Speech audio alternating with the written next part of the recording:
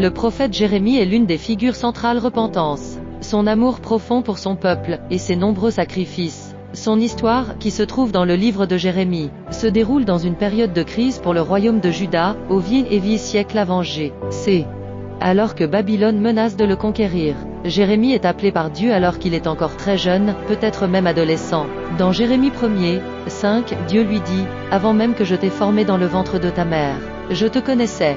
Avant que tu sois sorti de son sein, je t'avais consacré, je t'avais établi prophète pour les nations. » Cette mission, difficile et exigeante, marque le début d'une vie pleine de douleur et de solitude pour Jérémie. Dieu envoie Jérémie au peuple de Juda pour l'appeler à se repentir. Le peuple s'est éloigné de Dieu en adorant des idoles et en se livrant à l'injustice. Jérémie avertit que si le peuple ne change pas ses voies, Jérusalem sera détruite et ses habitants emmenés en exil à Babylone. Son message n'est pas bien accueilli. Le peuple, les chefs, et même les prêtres le rejettent souvent et le persécutent. Il est vu comme un traître, surtout parce qu'il prédit la chute de Jérusalem.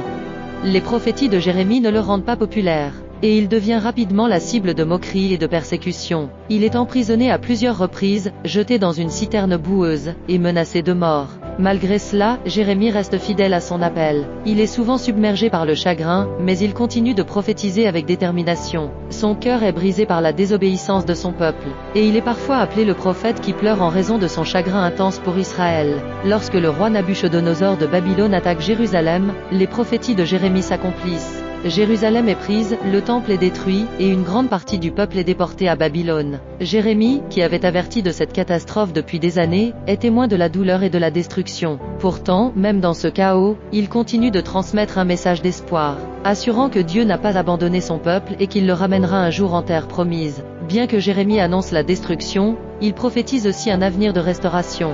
Dans Jérémie 31, il parle de l'établissement d'une nouvelle alliance entre Dieu et son peuple. Cette alliance serait marquée non seulement par la loi écrite sur des tables de pierre, mais par une loi inscrite dans les cœurs. Ce message d'espérance a profondément marqué la théologie juive et chrétienne. Après la chute de Jérusalem, Jérémie continue à prêcher, mais il reste un prophète rejeté. Contrairement à beaucoup d'autres, il n'est pas emmené en exil, mais il finit par être forcé de partir en Égypte avec un groupe de Juifs. Là, il continue d'appeler son peuple à rester fidèle à Dieu. La Bible ne détaille pas la fin de sa vie, mais il est supposé que Jérémie est mort en Égypte, probablement seul et incompris. L'histoire de Jérémie est celle d'un homme obéissant et fidèle, malgré les persécutions et les souffrances.